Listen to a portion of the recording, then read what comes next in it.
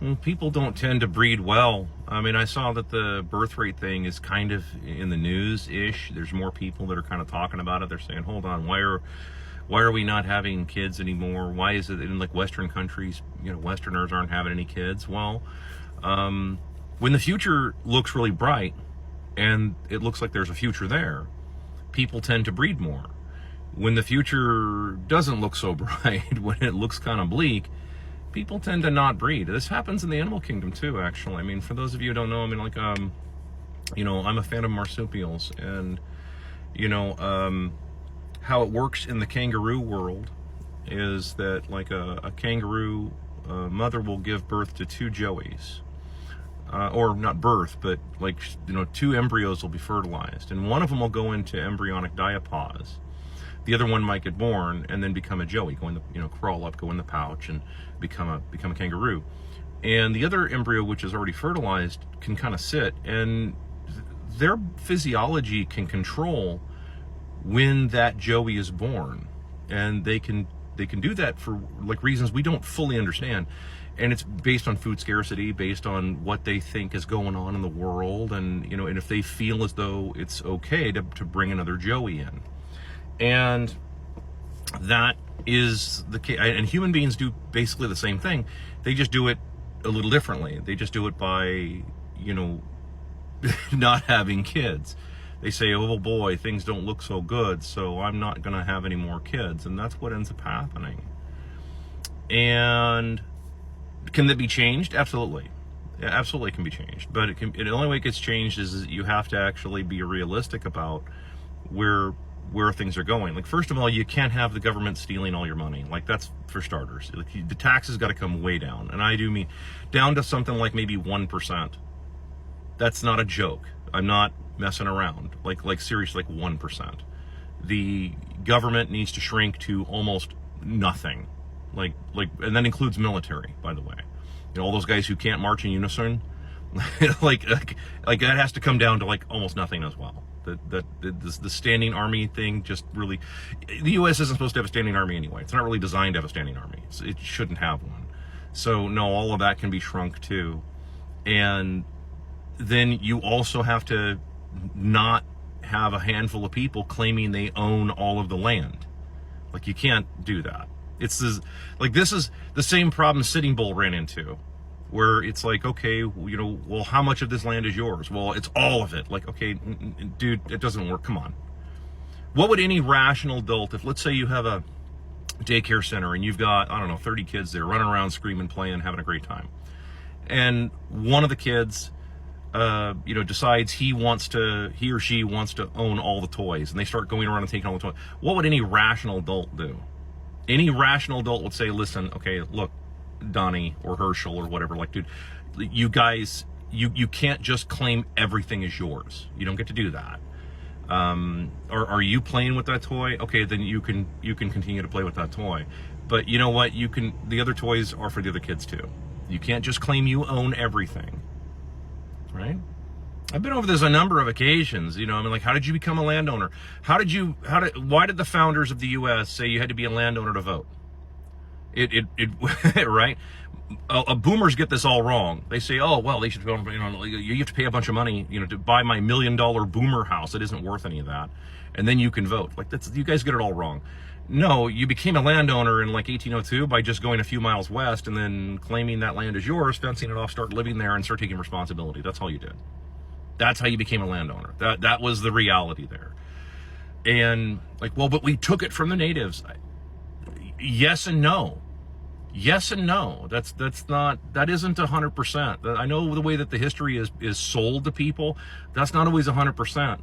There's a great scene in Outlaw Josie Wales, which is a Clint Eastwood movie, and he does a great job of this scene where he's talking to the natives, and he offers them words of war and words of peace. You should go back and watch that scene. Actually, the whole movie's brilliant, but that's exactly right. He just says, listen, we're going to live here. We're going to leave you alone.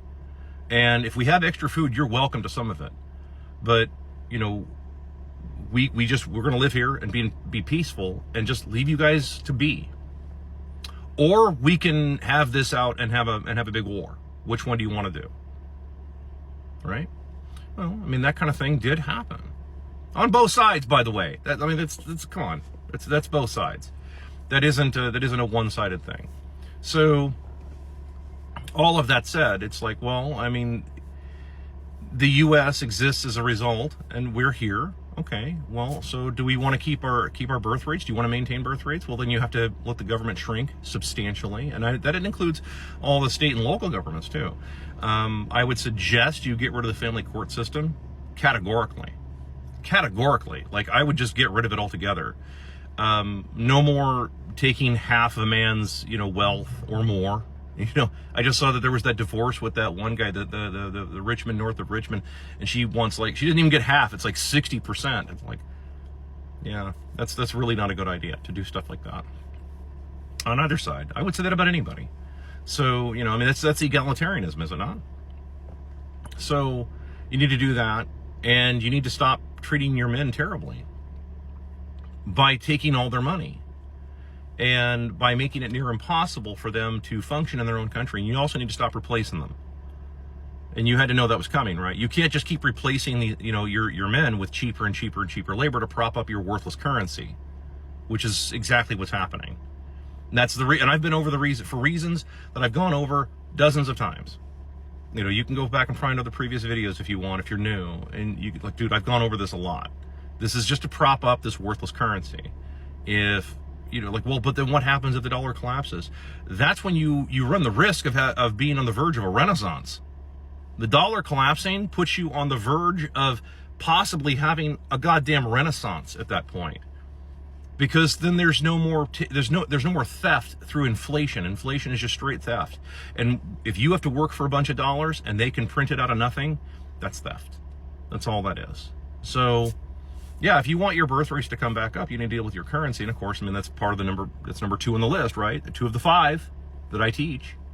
And so if you want that to come, if you really want your birth rates back, you need to do a few things, and you need to make it more hospitable for people to actually have kids and not feel as though they're going to be ripped off or that their life is going to be, this is particularly true for men. Make sure that they don't feel as though their life is going to be over because they had kids, and then now the state and women decide, oh, well, I'm just going to take everything. Like, yeah, you don't get to do that. That'll help right there. And of course, then then all of the fake jobs go away. The jobbery jobs. Where it's just I showed up for my morning mimosa, and then I went to the omelet bar, and then I went to the puppy therapy room, and then I decided to return an email and do a Zoom meeting. That's like all that stuff goes away. That's all fake.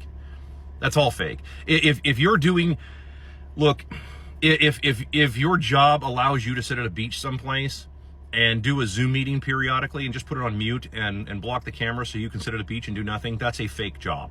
That doesn't really exist. That's fake. That's basically workfare. It's privatized, if you want to call it that, welfare. That's all that is. It's just to keep people giving the illusion that they're doing something, and you're really not. I call it like I see it, and I don't see too many people doing I don't see a lot of work being done by people doing Zoom meetings all day.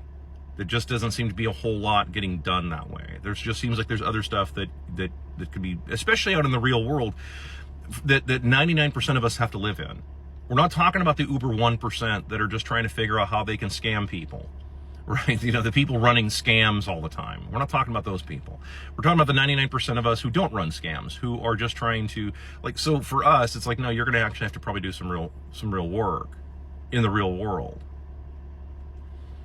And when you do something like that, that also, especially if you're keeping what you make, that allows you to set goals, which is the other problem. Is how do you see a positive direction for the future? You have to be able to set goals and achieve them. And you're not going to be able to achieve your goals if you set your goals and then every time the goalpost gets moved because the inflation eats up all of your money, all of your savings.